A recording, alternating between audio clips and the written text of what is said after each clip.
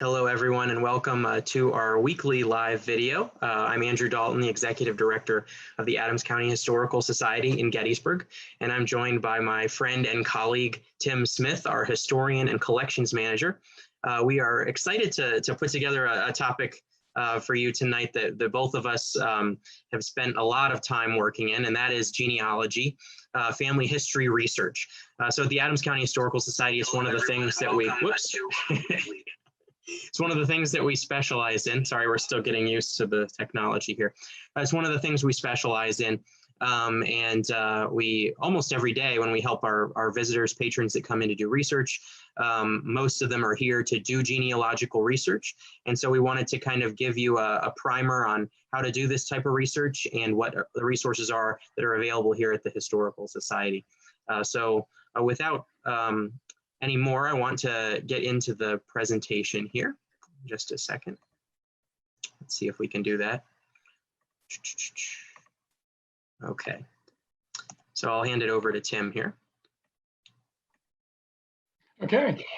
So, a lot of genealogists come to the society and they want to just research one line of their family, and that's fine. They want to know who their father's father was or their father's father's father, and they just do a single branch of their genealogy. I always suggest that people who are interested in learning more about their family history conduct an investigation of all lines of your family, form a family tree.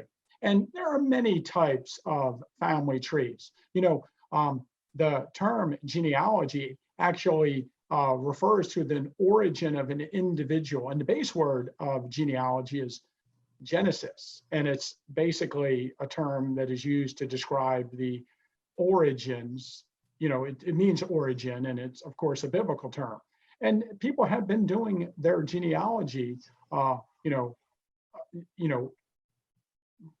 ever since time began. And sometimes genealogy is just something handed down from one group of people to another. Maybe it's a king and they need to know who their children are, their grandfather was, and royalty. Or I know in early Christian times it was used from one family to another who had ministers in the family.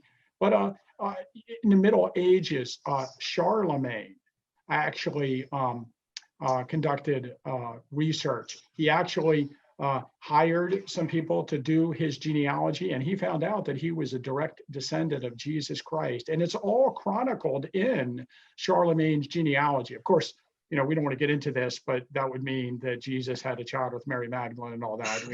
We don't talk about that. But so if you can research your way back to Charlemagne, there is a connection between you and Jesus Christ, according to Charlemagne's genealogy, which is somewhat, interesting. Now, I should mention that Charlemagne had, I think, 28 children or something like that by a few different wives and other women. And it's been written several times by prominent genealogists that if you have any European descendants in your family, you are related to Charlemagne. As a matter of fact, if you have 2 parents and 4 grandparents and 8 great-great-grandparents, by the time you get back 10 generations, there are 1,000 people across the top of your family tree. Let's go to the next one, Andrew.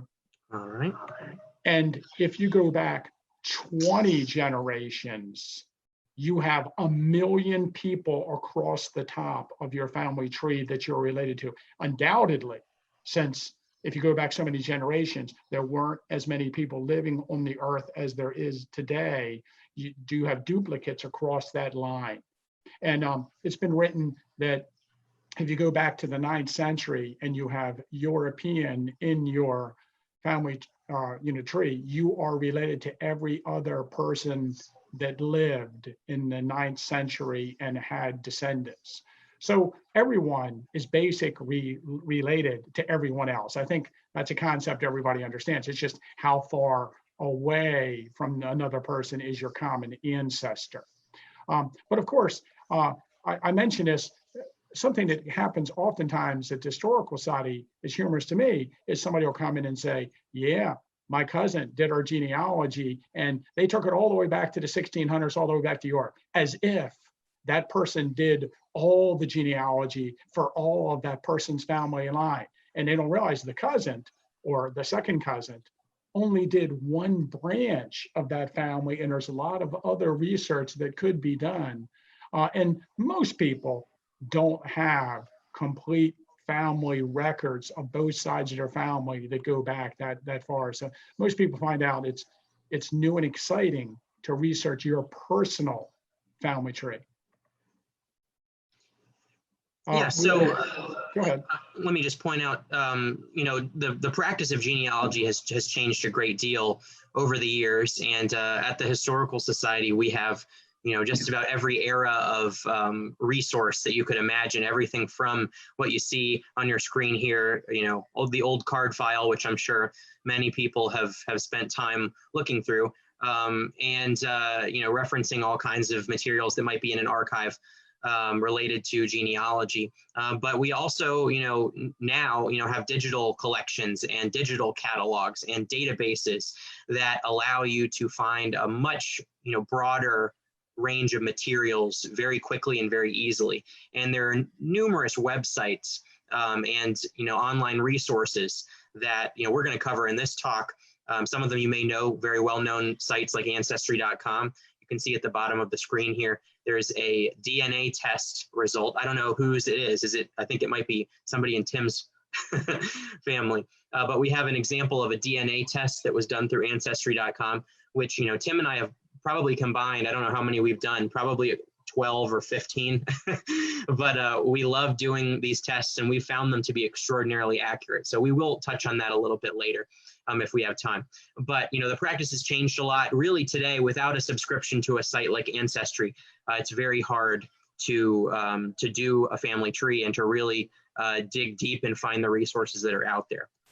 So I wanted to mention that I've been doing genealogy since I've been about 12 years old. And one of the things that genealogists, they teach you is you do a family tree, and everybody in your family tree has a number.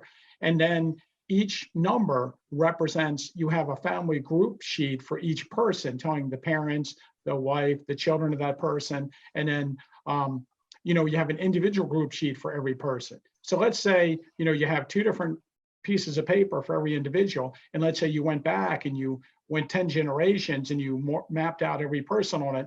And then of course, that's just one of the generations. Then there's 500 and 250 and then 100 and some. So you would have like 2,000 individual files on people that would have a few pieces of information in them. And, like many genealogists, before we had access to the internet and a digital database, I had a filing cabinet with information about all my family members. Genealogy just takes over a whole room.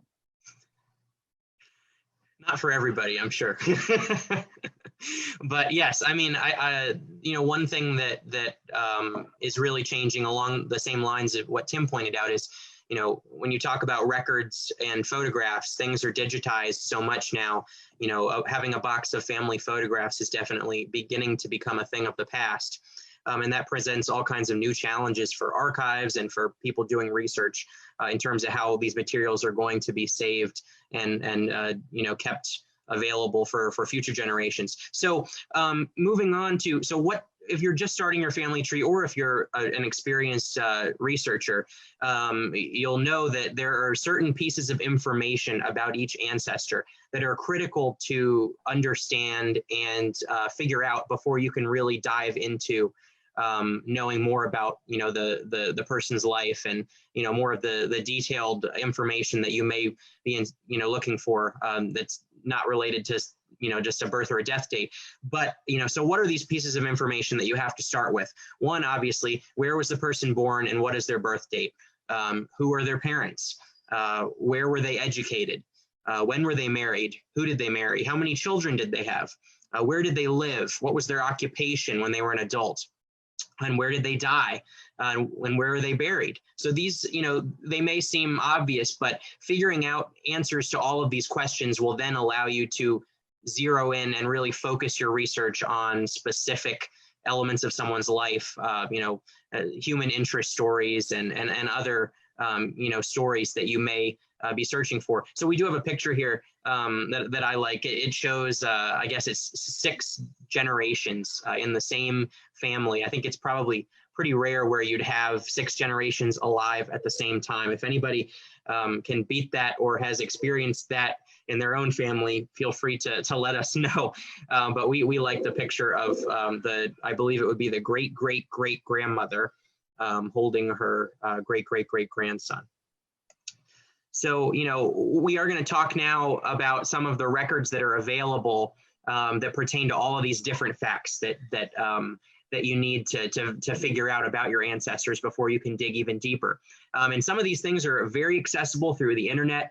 Some are not. So I'm going to go through a couple here, and then Tim will talk about a few things, and then we're actually going to go on the internet and show you some of the resources that are available. And we will kind of highlight, for those of you with ancestors from central Pennsylvania, we'll highlight some of the resources that might be especially pertinent to you. So obviously for birth and baptism, you want to go to church records. And the Adams County Historical Society probably has one of the best church records collections within hours of Gettysburg. So, once we're open again, please stop by and visit us, and you can look through births, baptisms, marriages, deaths. Church records do vary wildly from different congregations. Some have extremely accurate records from every era of the church's history. Others have very few records. So it's kind of hit or miss. The same is actually true for vital records. A lot of people just will call us. I'm sure Tim has experienced this before. People will call us and ask, well, I want to see the birth certificate of my ancestor. And that's not always easy because birth records were really not officially kept in the state of Pennsylvania until 1906. And before that, records were very sporadic. So, local records, county records, state records, they all vary in terms of the availability and access. So it's not always easy just to pull a birth certificate. It's most likely that you'd have better luck looking at church records. So, family Bibles. We have hundreds of family Bibles from local families here in Adams County, but I'm sure many of you own family Bibles. It's a very common heirloom that's passed down. Newspapers. So, once you've learned some of the more basic details, you can start to dig into newspapers and search for your ancestor's name, their obituary.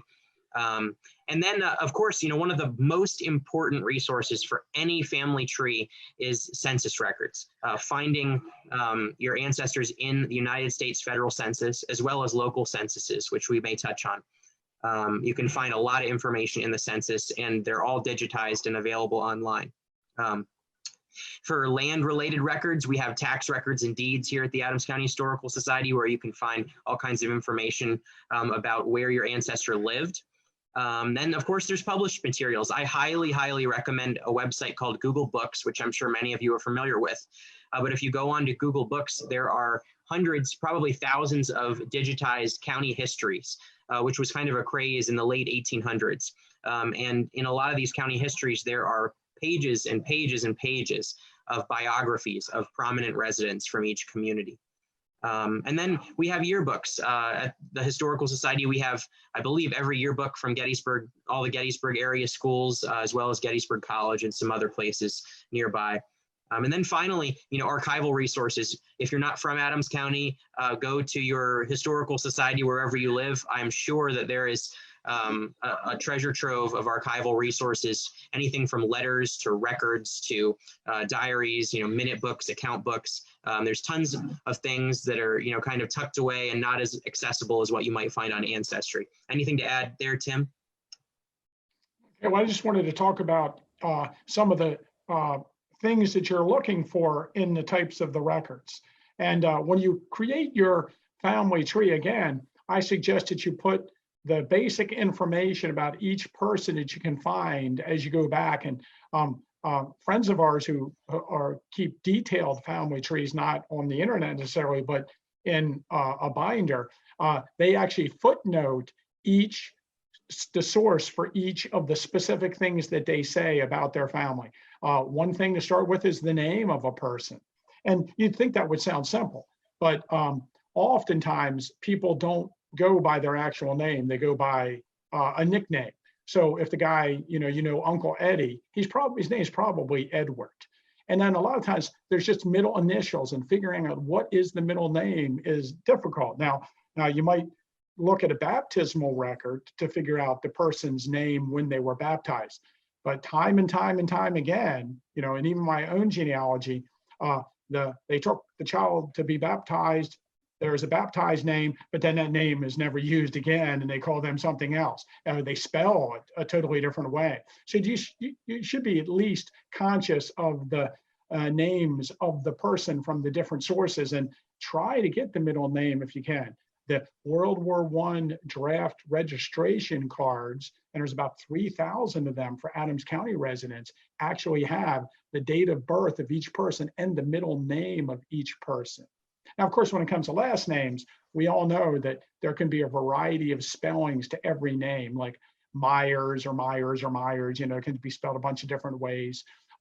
In our own county, you might have run into some of the Sachs family or the Sox family, which are definitely the same family. But some people in the family spell it S-O-C-K, and some people spell it S-A-C-H, but they're the same family, so it's really difficult. And, you have to deal with that variation in the last name. So at least you need to be conscious of these things. Time and time again, somebody will come into the Historical Society, and I'll show them a record that I think pertains to their ancestry. I'll be like, no, that last name's spelled differently than the way we spell our last name. That doesn't really matter. Think about, 100 years ago, in what official capacity did someone actually even spell their last name to someone else? Certainly the census taker doesn't care about how the name is spelled. And you hear this, I think there's lots of myths in genealogy. This concept that someone's name was changed at Ellis Island because a guy didn't understand it, that's not remotely even true. There's no way that's true.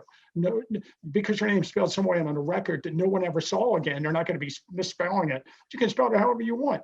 A lot of people anglicized their names themselves when they came into the country, or changed their names, maybe because they were proud of their new heritage and surroundings, or maybe because they didn't want to be associated with the place that they came from. But last name spelling is interesting. And then of course it is tough on the family tree when you go back and you figure out that you have to change the name in the record at some point to make it more easy to find. So it's just a good idea to try to get a grasp of what each person's first, middle, and last name is. And the middle names help you differentiate other people in the records that have that same name. So you want to be conscious of that if you can.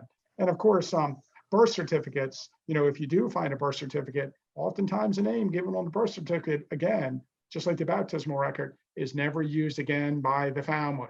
And I know this in my own family, in Baltimore has birth certificates from 1875. So they have early birth certificates. Ours don't start until 1906, but there's such a thing as delayed birth certificates. Like if an older person needed for some reason to have their date of birth recorded, they could go to the courthouse and record it. So we do have some birth certificates prior in the county level, prior to the state level, which is, we mentioned, is 1906.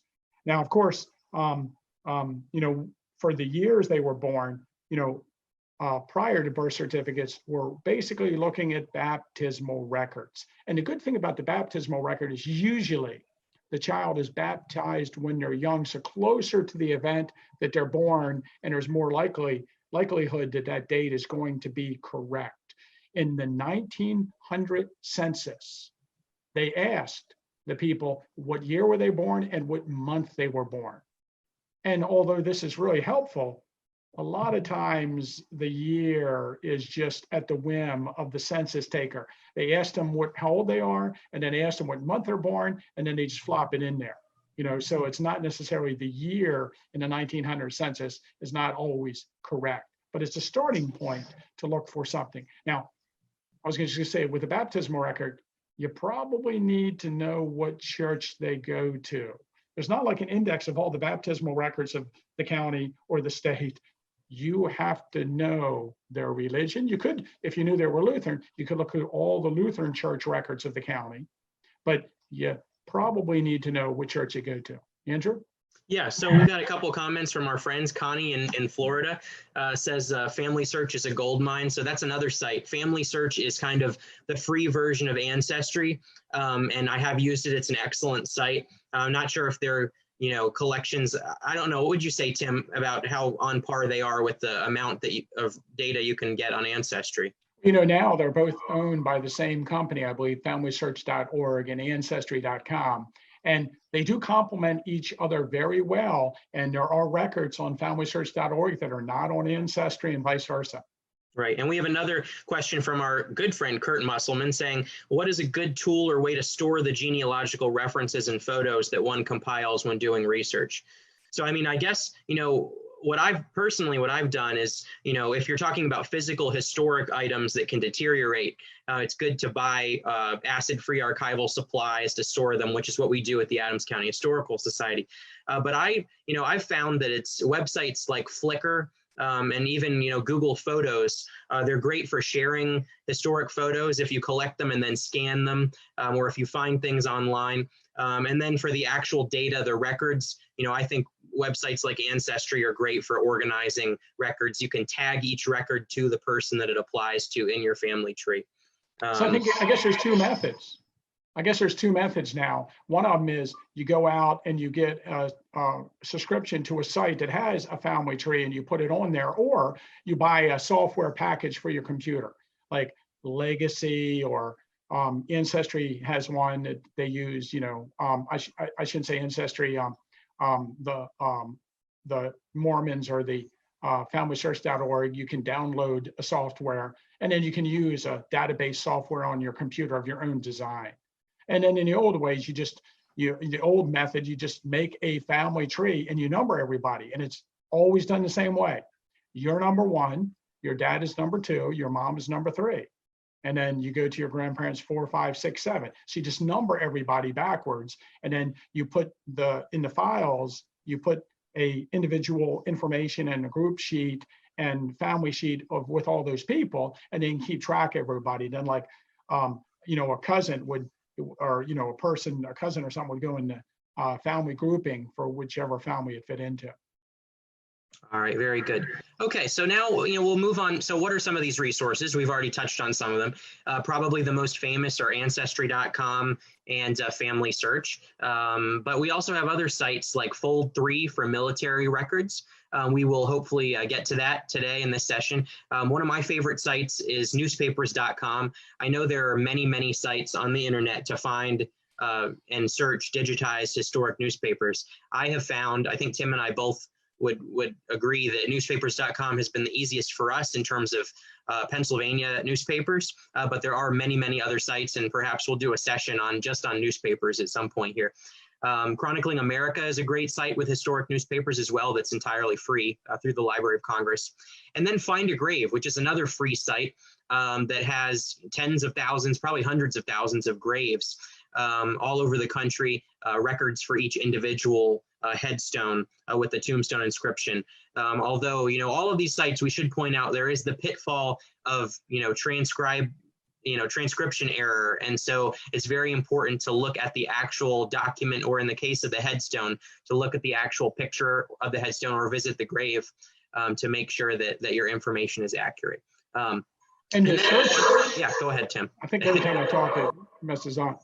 But the search engine on these sites is different.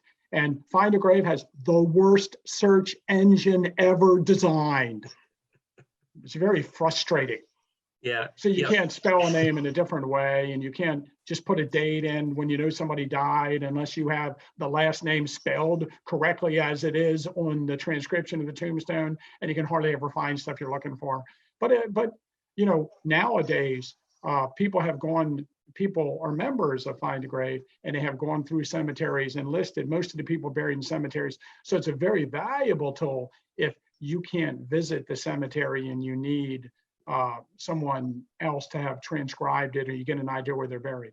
Andrew, I wanted to talk a little bit about the importance of finding the church records for individuals. including baptismals and marriages, is the fact that the church records give you a clue to the parent's name. And part of genealogy is finding out, okay, this is my relative and who were his parents, and these are them, and who are their parents. And you can do that if you find baptismal records that give. That's why it's so important to find the date of birth of a person. And then you can compare it when you get to the baptismal records. You can look and see if it's the same date of birth, and you know it's the same person, and then you have their parents' name. Now, in marriage records, in the newspapers that Andrew's just talking about, they list the notices of marriages. And one thing I don't think a lot of people think about is they put so-and-so married so-and-so by the reverend or the minister. They give the name of the reverend or minister.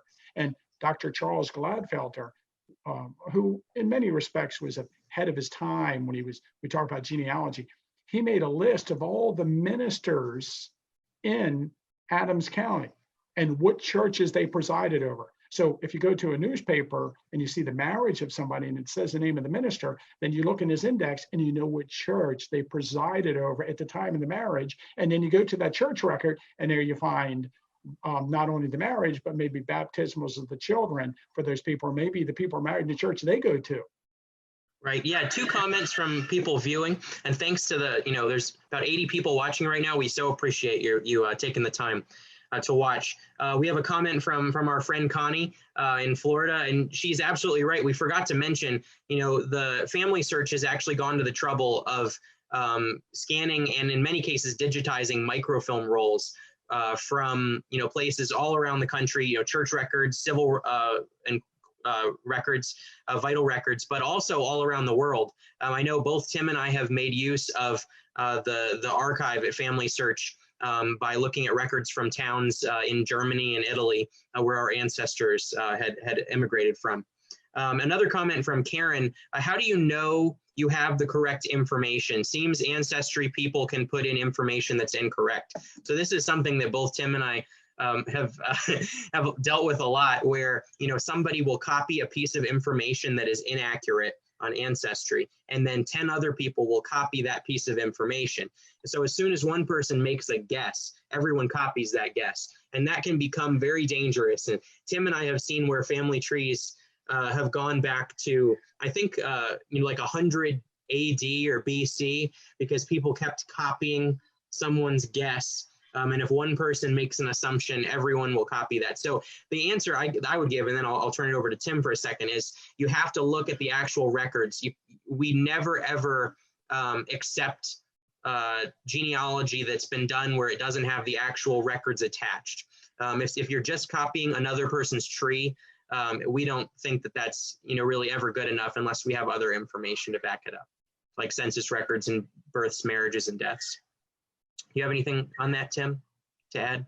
Yeah, well, I would say that's why my take on this is so important, that for every person on your tree, as you go back, you find the baptismal or the date of birth, or you find the exact date of death, or you find the place of burial, or you find out what church they go to. So as you're going back, if you just skip based on somebody else's research, you lose the integrity of the connection. And what happens is, as you go back, and this is how I know sometimes in my own personal genealogy, when somebody just put a piece of information on their tree and everybody else is copying it, that it's wrong, is because I know exactly how everything fits together with every ancestor as I go back. So you can tell if someone's born after their mother dies, or or if they're born in South Dakota and you're researching a family in Pennsylvania. The mistakes that are made on Ancestry, and they're done for a number of reasons, are just crazy. And it's crazy how many people just accept these mistakes continuously. And you really can't do anything about it. I think maybe that's one of the great things about genealogy. Everybody is their own historian. There's no rules. You can accept whatever you want as documentation. So I think that's a pitfall of it, that a lot of people have inaccurate information, but that's also the beauty of it. You don't have to be a trained historian. You can go ahead and you can create your own family tree and for your own reasons. Maybe you just want to find out if you're Irish. Maybe it's not so important. I've talked to people that have wrong information on their trees, and sometimes it doesn't even seem to bother them, and there's this thing, and I'm sure every single person that has dealt with ancestry.com will tell you this. There's this thing that they did. It was probably a serious mistake, but they still have it. It's a little leaf that appears beside the name of your ancestor that gives you clues about who that person's parents may be. And when you click on that leaf, then it gives you some information about some random people. And if you push accept information, it will change and put that into your tree. And most of the time the leaves are wrong. So you got to stay away from just adding stuff that Ancestry tells you to add. And of course, if you're just a beginning genealogist, you would think that leaf indicates that information connects to your relative, and it often doesn't. Right. Very good. So this is just a couple pictures of our archive. So at the Adams County Historical Society, if you have local ancestors, we'd love to see you and help you with your quest to find more information. The Historical Society has over 1 million items in our possession. And we work very hard to preserve everything, keep it in archivally safe material, as you can see on the screen here. So, there's some flat folders with large items. And then we have boxes, archival boxes, as we call them, which are acid-free enclosures with acid-free folders to house all of the materials. And they could be, documents, diaries, letters, photographs, anything you could possibly imagine that was saved and then donated to us. And we do still accept donations, although we have limited space and we are working on finding a new location for the Historical Society. But we are still accepting donations. So, if you do have materials that are historic and you want to make sure that they're preserved forever, you can send us an email, get in touch with us by phone. And if it is a good fit for the collection, we'll take it. We still take about probably 80 to 90 donations per year of artifacts and other records. So now, I think we will go to directly to some of the resources that we have talked about. I'm going to share my screen. Hopefully it will work here. You can see it, right, Tim? Yes. Okay, great. So here's Ancestry.com, and we are kind of ancestry focused. I apologize to our friends who are big Family Search people. We do recommend that you check out Family Search as well, because there is a wealth of information there. The homepage of Ancestry, it allows you to create your own family tree, and it allows you to search the entire catalog. But we kind of tonight wanted to just zero in on some records that are especially important to, a basic genealogical search. So let's just start with what Tim and I talked about initially, which is, how do you figure out when someone was born, who their parents are, and potentially even more information. So Ancestry actually has a lot of church records from this area called Pennsylvania and New Jersey Church and Town Records. It's a great index, and it allows you to search and actually look at the exact record from the baptismal ledger of a certain congregation. So let's try. Do we know one, Tim, that we are sure that would be in here? Why don't we try? You can do something from St. James Lutheran Church. Yeah, let's do. Well, actually, let's just look. We'll look by county. So you can do Strickhauser. That's a very specific. I was just kidding. Search. So we'll just kind of look here at Gettysburg, and then you can check Lutheran churches, and we have Christ Lutheran Church, which is in downtown Gettysburg. I'm sure many of you know Christ Church, but you can look. Church. Yes, the College Church on Chambersburg Street in Gettysburg, and you can look through. This is the original microfilm copy of the record. So I'm just going to skip ahead. Here's the index. So we'll just show you what one of these entries looks like. Tim, do you want to explain a little bit about?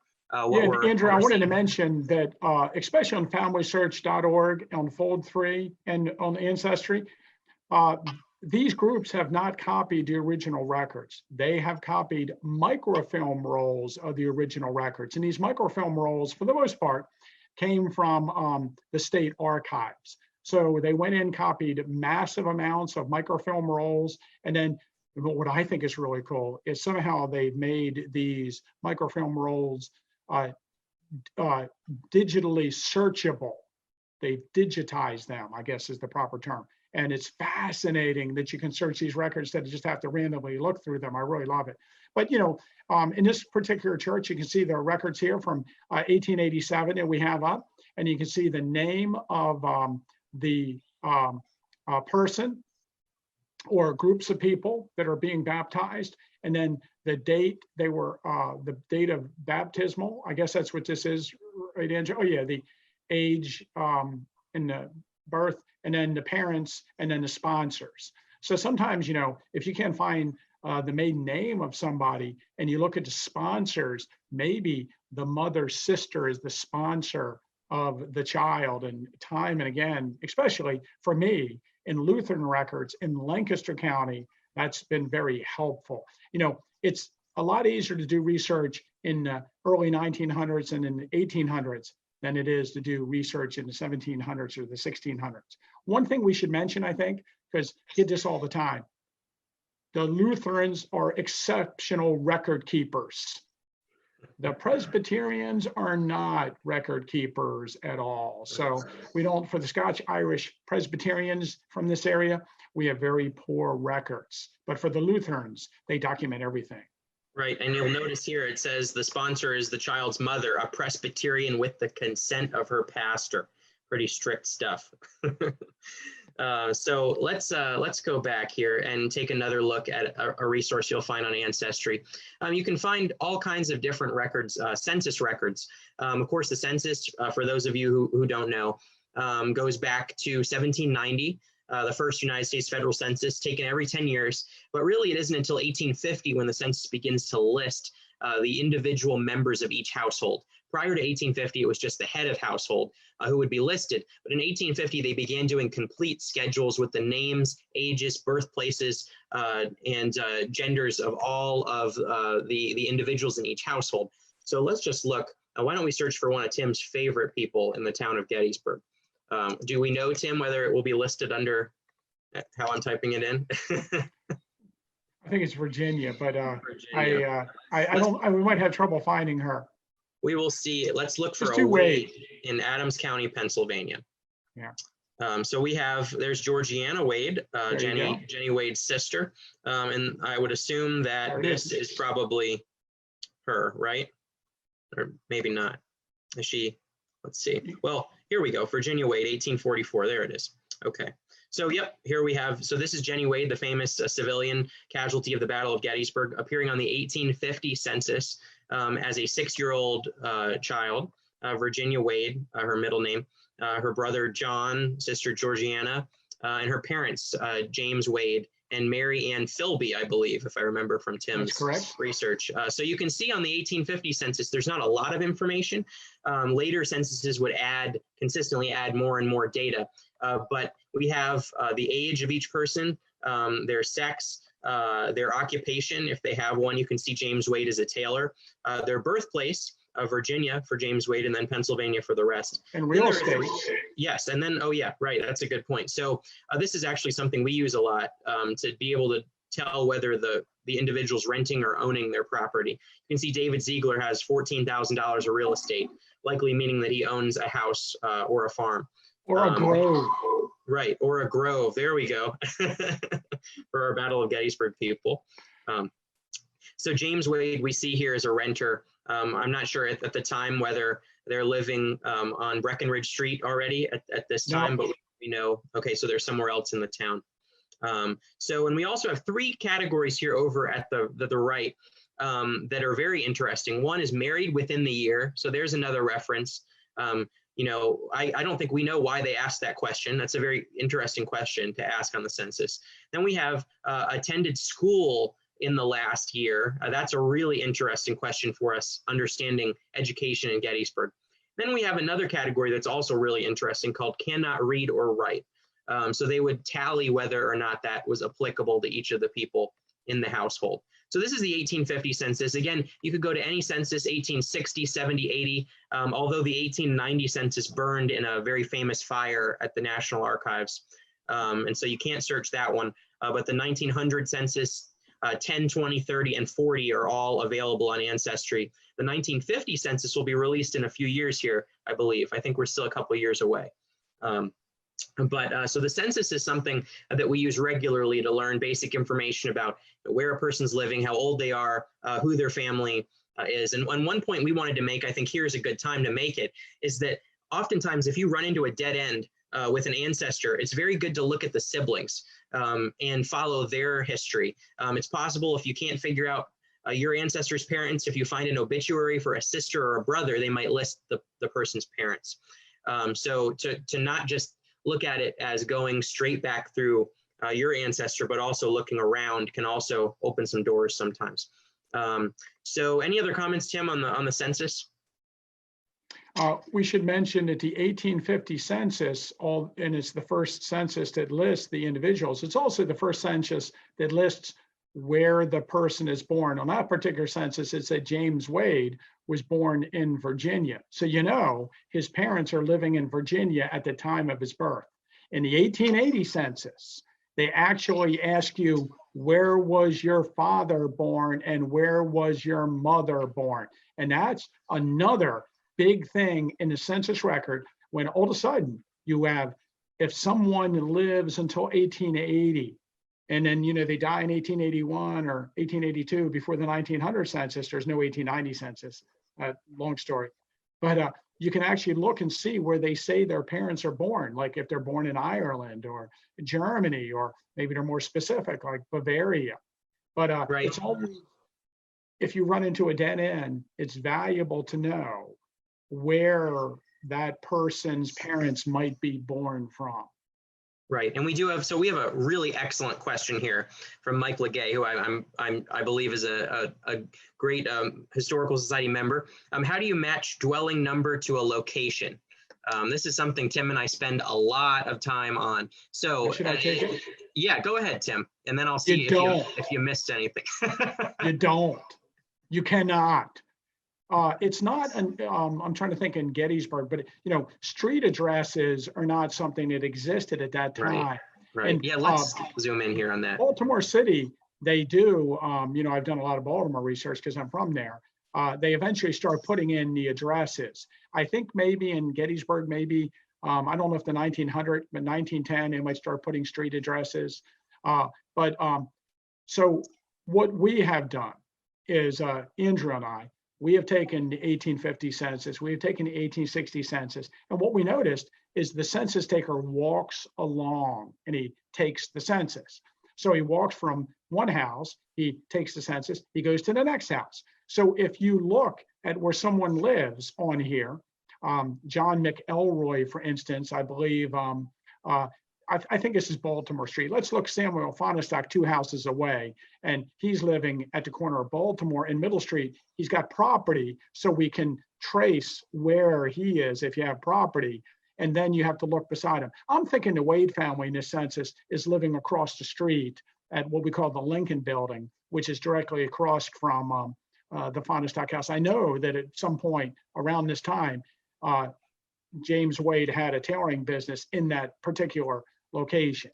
So, but we look to see where the person is in relation to other people around him that we know where they live. The problem is, and we've discovered this time and time again, the census taker walks down the street, somebody's not home. And so they come back a few days later and they add them in at a different place of the census. So it's not a perfect,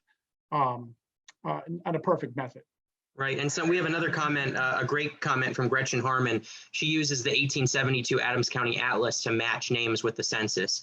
So if you're talking about maps, we have 2 real maps that we use for this. We have the 1858 Adams County map, and we have the 1872 Adams County Atlas. And if you look at those maps and then you compare them to the 2 censuses that are closest to those maps, the 1860 census for 1858 and the 1870 census for 1872, you can often follow and even trace the footsteps of the census taker on the map, which is a lot of fun. And sometimes it's so clear that the census taker had to have visited a certain house that we can tell, even if they're not listed on the map, that the renting family on the census must have been renting from the owner who's listed on the map. So there's a lot of things you can do with that, but that's a really good point, Tim. And we should point out on the census, It's listing dwelling houses in the order of visitation. So the number means nothing other than this. This is the 362nd house that they visited.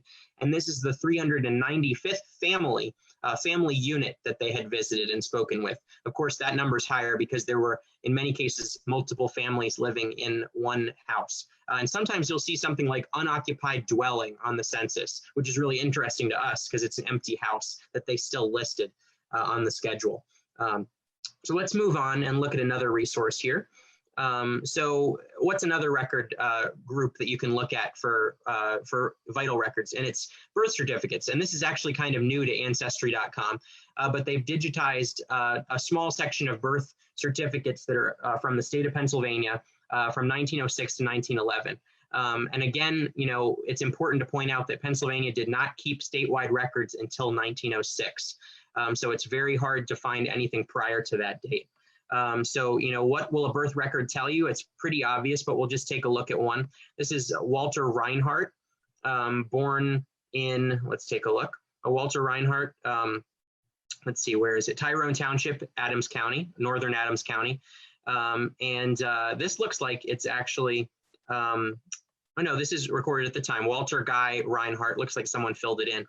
Gives the father and mother's name, their ages, the occupation of the father, the birthplace of the child, and as well as some information from the attending physician or midwife. So this is a new group of records. I'm not sure how new, probably at least a couple of years, onto Ancestry.com. Along the same lines, you can find death certificates on Ancestry, and they look very similar. I'm going to see if I can get that up here for a second. Here we go. Pennsylvania death certificates, 1906 to 1967. So let's just search. I want to search for somebody. I think I searched in one of our prior videos for the same person, but Basil Biggs, a well-known African-American resident of Adams County. Basil Biggs died in 1906, the first year that these records were kept.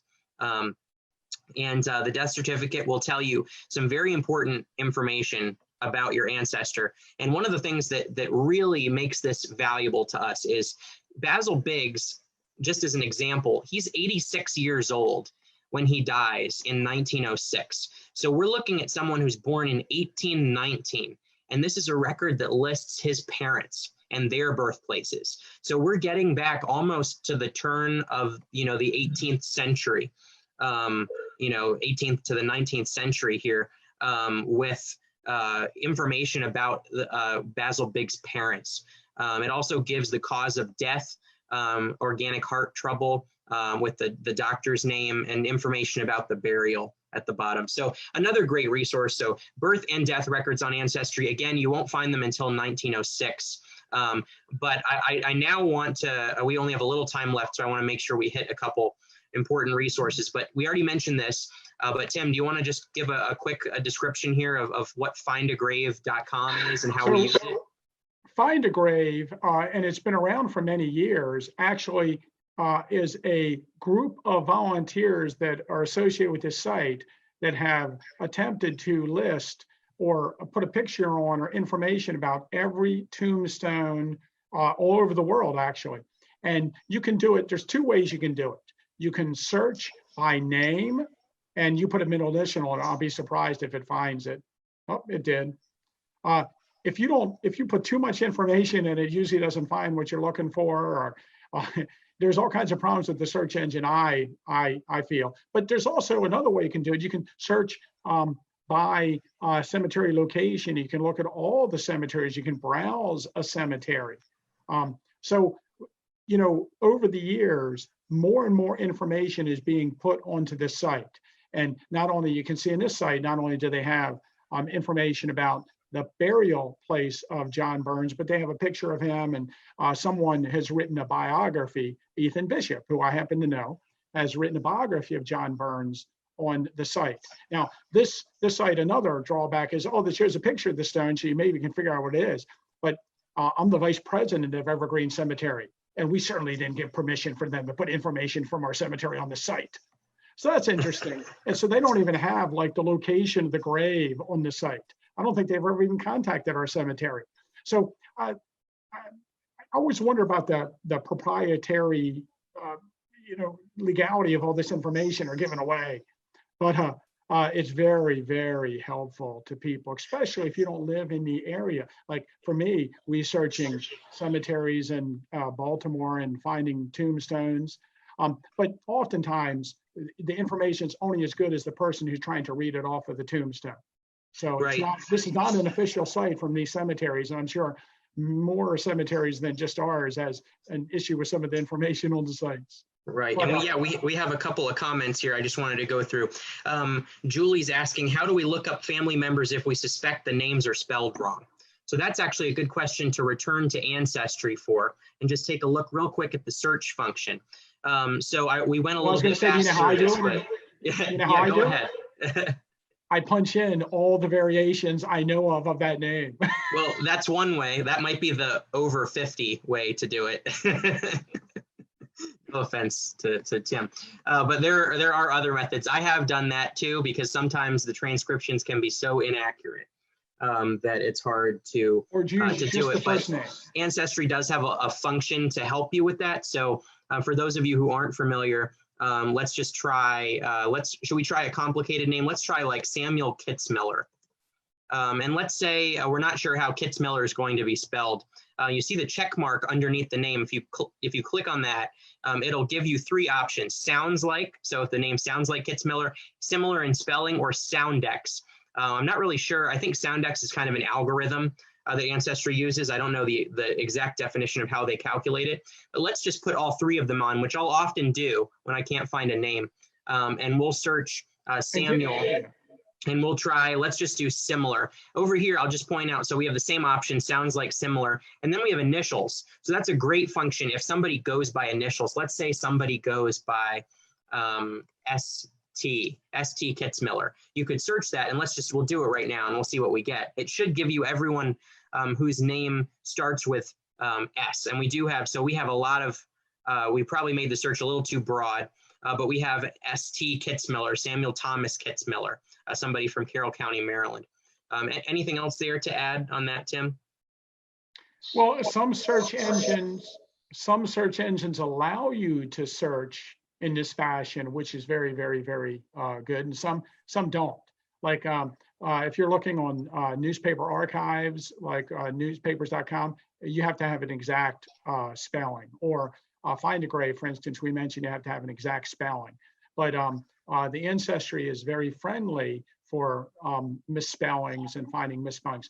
What I have done over the years, here's the simple fact, like especially with the census record, that person's name could be in the census, it could be correctly spelled, and for whatever reason, the search engine is unable to read that name and decipher it, and it just, no matter how hard you search, it'll never find it. Like, okay, so one of my family members, the census taker was writing down how many people were calculated on the page and accidentally wrote over part of one of my family's names. So searching for last name, I couldn't find it because I just was unable to find it that way. So what I did was put in all the information about the person and then put their last name, just put their first name, and then I can look through, I can scroll through all the possible records and then look in alphabetical order for the last name and say, oh, there it is, it's misspelled. So, there's ways to get around finding misspelled names in these records, but you kind of know sometimes they're in that record somewhere. You just can't find them. And you can also search by a date. You know what I did? Mm-hmm. You know what I did, Andrew, for the Baltimore City census in 1860?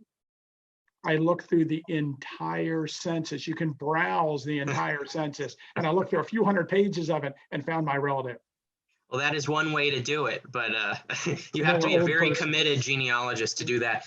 You can also search by an exact date. So if you know the person's death date, like let's say August 10th, 1885, you can search for anyone who died on August 10th, 1885. You'll see that right there. And you can search by a specific location. So there's multiple ways you can frame your search in order to get the information that you're hoping to retrieve. We only have just a couple minutes, so I wanted to actually just highlight a couple resources specific to the Adams County Historical Society. So we have a website called Our Holdings on our website, which is www.achs-pa.org. or you can get it off of our Facebook page. And under Visit Us, we have a tab called Our Holdings, and we have all kinds of indexes that you can use to determine whether or not we might have a document that's important to your search at the Historical Society. So we don't have time to highlight all of them. Perhaps we'll do another session where we go through all of the different finding aids, but I wanted to pick out just two and show them to you now. So the first that I think is really excellent is an estate file index. So this one, I'm not sure, we might have to switch the window to show you. I'm going to make sure that we can. It's up. It's up. Okay, great. Yep, it is. So this is an index of all of the estates. So estates are wills, documents, inventories created at the time of death, listings of real estate at the time of death, personal property, and sometimes awarding guardianship to someone of a minor child. But we have the original estate files for every single person who died in Adams County from 1800 through almost the present. We have in our main building through 1989, and then some in storage that are more recent. But you can actually keyword search this document. For those of you who don't use it, Control F is the command to bring up a search. And then you can actually type in a name. So let's go to Burns and see if we have something for John Burns. We do. So you'll see all the Burns here. Here's John L. Burns, died. The death date is February 4th, 1872, where that might not be the death date. It could just be the date where the estate was probated. And then the place of death. Sometimes it'll list the attorney involved and the number. But we have them stored alphabetically at the Historical Society, so you can come in and find all of the estate files. And again, the wills are going to list incredible detail about the person's life, listing their children, who's getting what. Oftentimes it'll list the widow. It may even list where the person's going to be buried, what their real estate and personal estate consisted of at the time of their death. So it's a real treasure trove. I mean, you have access to all of that by visiting the Historical Society. Then the second thing I want to point out is through the Our Holdings tab, you can go down to other resources, and we actually have an online catalog with about 20,000 cataloged records and photographs from our collection. And if you click Advanced Search up here, you can search by keyword for anything from photos to documents, letters, diaries. Again, our collection's huge, over 1 million. This is only 20,000, but it's a good place to start to find something that might pertain to your family. So let's say, I think we had a couple people in the comments say, somebody said Yagi, they're related to the Yagi family. If we hit search with the word Yagi, hopefully we'll get something. It looks like we have some photos from the Yagi family. Here's a photo of Dilly Yagi, and you can actually look at the image. It does have a watermark across it, but you can search for and view the images in our collection and some other records that may pertain to your family. So that, again, that's through the Our Holdings tab on our website. Everything there is free, it's searchable. If you come in to do research, members of the Historical Society can research for free. For non-members, it's $10 once we reopen, of course. But in the meantime, we're hoping that these videos are helpful to you while you're stuck at home and perhaps having more time to dig into your family history. So with that, my only other comment would be we hope that you'll head over to our website and like us on Facebook to keep updated on all of our various videos and webinars and programs that we'll be presenting. As I said last week, we're going to try to do this every week for everybody, but we'll keep plugging along as much as we can, and we have a lot of exciting topics and research sessions that we hope to provide for you. So that's all I have. And any other final comments, Tim, on genealogy? One of the resources that people love to use at the Historical Society was between like the 1960s and like 1980, we had a volunteer, J. William Long, and he made index cards from resources out of the newspaper, deaths, marriages, public sales notices, and other items from our collection. He created 250,000 index cards, 3x5 cards with information about families on them. And people come here all the time to look in those cards and find information about their family. So if your family's from here, we have resources that just you cannot find on the internet and are not located anywhere else. That's great. All right. Well, thank you everybody for tuning in tonight, and we'll be back with you next week. Again, we really appreciate you taking the time to spend your evening with us here and go over some painful detail on genealogy, and we hope you found some things that'll help you in your search. And feel free to always reach out to us, send us a message or an email, or you can comment on this video and we will do our best to answer it. So until next week, we hope everybody's doing all right, and we're excited to keep bringing these videos to you. So thanks again for tuning in this evening.